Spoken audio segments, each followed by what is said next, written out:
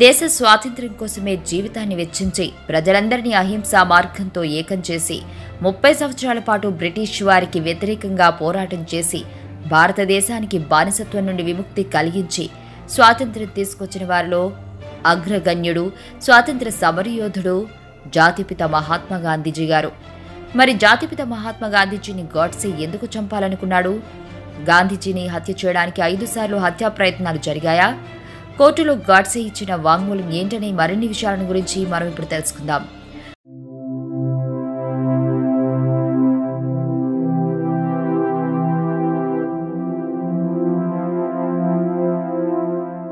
మహారాష్ట్ర పూణే జిల్లా బారామతి పట్టణంలో 1910 మే 19వ తేదీన నాథూరాం గాడ్సే జన్మించారు. స్వాతంత్ర్యం రాకముందు గాడ్సేకి మొదట్లో గాంధీజీ అంటే ఇష్టం ఉండేది. కానీ కొన్ని విధానాల వలన కాంగ్రెస్ నుండి బయటకు వచ్చి ఆర్ఎస్ఎస్లో చేరాడు.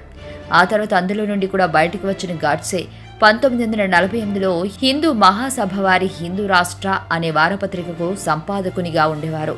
ఇదిలా ఉంటే గాంధీజీ మరణించక ముందు ఆయన్ని హత్య చేయడానికి 5 సార్లు ప్రయత్నాలు జరిగాయట. 1948 జనవరి 30వ తేదీన సాయంత్రం బిర్లా నివాసంలోని ప్రార్థనా సమావేశ మందిరానికి గాంధీజీ గారు వెళుతుండగా ఆయనకి ఎదురుగా గాడ్సే వెళ్లి నమస్కరించాడు.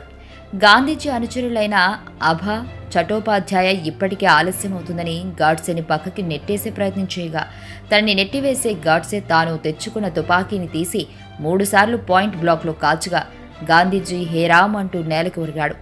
గాంధీజీని కాల్చిన గాడ్సే తుపాకీ తన చేతిలోనే పట్టుకుని ఎటు పారిపోకుండా పోలీస్ పోలీస్ అంటూ అరిచి అక్కడే లొంగిపోయాడు. దానికి అర్థం గాంధీజీని తాను ఉద్దేశపూర్వకంగానే చంపాను అని అందరికీ తెలియడానికి అలా చేశాడు. అలా లొంగిపోయిన గాడ్సేని తుగ్లక్ రోడ్ పోలీస్ స్టేషన్కి తీసుకెళ్లారు.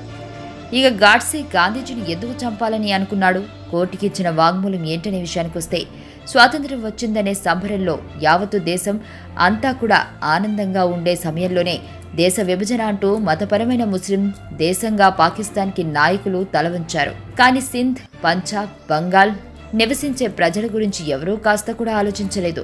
జిన్నా చెప్పిన దానికి తల ఊపి పాకిస్తాన్కి అంగీకరించిన వారు ఆ దేశంలో ఉండే హిందువుల భద్రత విషయంలో అసలు పట్టించుకోకుండా పాకిస్తాన్లో ఉండే హిందువులు అక్కడే ఉండాలని నియామకాన్ని కూడా పెట్టడంతో అక్కడ చెలరేగిన అల్లర్లలోని కొన్ని వేల మంది హిందువులను, సిక్కులను దారుణంగా చంపేశారు. అలాంటి సమయంలో భారతదేశంలో ఉంటున్న ముస్లింలకి భద్రత కల్పించమని పాకిస్తాన్ని కొంచెం బెదిరించిన ప్రయోజనం ఉండేది. కానీ అలా ఎవరూ చేయలేకపోయారు. పాకిస్తాన్లో జరుగుతున్న కుట్రల గురించి ఏ పత్రిక రాసినా హిందూ ముస్లింలను రెచ్చగొడుతున్నారంటూ పత్రికలపైన కఠిన నిబంధనలను విధించారు. అయితే స్వాతంత్ర్యం వచ్చిన సమయంలో గాంధీజీ గారు కోల్కతాలోని హైదరీ మహల్లో ఉన్న అప్పుడు మైనార్టీ హిందువులు అక్కడ దారుణమైన ఊచకోతకు గురవగా నౌఖాళీలో జరిగిన ఈ దారుణ కాండని ఆపడానికి ఆయన అక్కడే 3 రోజులుండి కోల్కతాలో ఉండే ముస్లింలకి భద్రత ఇస్తేనే నౌఖాళీలో ప్రయాణించే హిందువులకి భద్రత ఉంటుందని గాంధీజీ గారు భావించారు.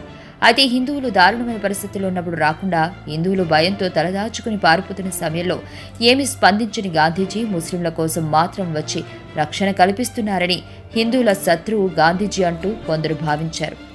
ఇంకా దేశం విడిచిపోయినప్పుడు పాకిస్తాన్కి 55 కోట్ల పరిహారం ఇవ్వాల్సి ఉండగా ఇప్పుడు జరుగుతున్న గొడవల కారణంగా పాకిస్తాన్ కాశ్మీర్లో చొరబడి చాలా భూభాగాన్ని ఆక్రమించుకుంటున్న సమయంలో ఆ డబ్బు ఇవ్వడాన్ని ఆపివేయాలంటూ ప్రభుత్వం నిర్ణయాన్ని తీసుకుంది. కానీ గాంధీజీ గారు నిరాహార దీక్ష చేసి మరీ ఆ నిర్ణయాన్ని మార్పించడం, ఇలాంటి దారుణమైన సమయాల్లో కూడా పాకిస్తాన్కి అనుకూలంగా ఉండడంతో గాంధీజీ గారు అంటే కొంతమందిలో వ్యతిరేకత వచ్చింది. గాంధీజీని దేశానికి జాతిపిత అని అంటారు, కానీ ఆయన దేశానికి తండ్రి పాత్రని పోషించడంలో మాత్రం దారుణంగా విఫలమయ్యారని భావించిన గాడ్సే దేశం విభజనకి దారి తీయడానికి, ఎంతో మంది ప్రాణభయంతో వలసలు పోవడానికి, కొన్ని వేల మంది దారుణంగా చనిపోవడానికి కారణం గాంధీజీ గారి అని భావించి గాడ్సే గాంధీజీని హత్య చేయాలనే నిర్ణయాన్ని తీసుకున్నాడు. ఇంకా నా మనసులో ఉన్న దేశభక్తే నన్ను గాంధీజీని చంపేలా చేసింది. నాకు గాంధీజీ గారి మీద ఎలాంటి శత్రుత్వం లేదని గాడ్సే చెప్పాడు. ఈ విధంగా గాడ్సే చెప్పిన వివరాలను సేకరించి తరువాత హత్యకు సహకరించిన నారాయణ ఆప్టేని గాడ్సేని 1949 నవంబర్ 15వ తేదీన ఉరితీశారు.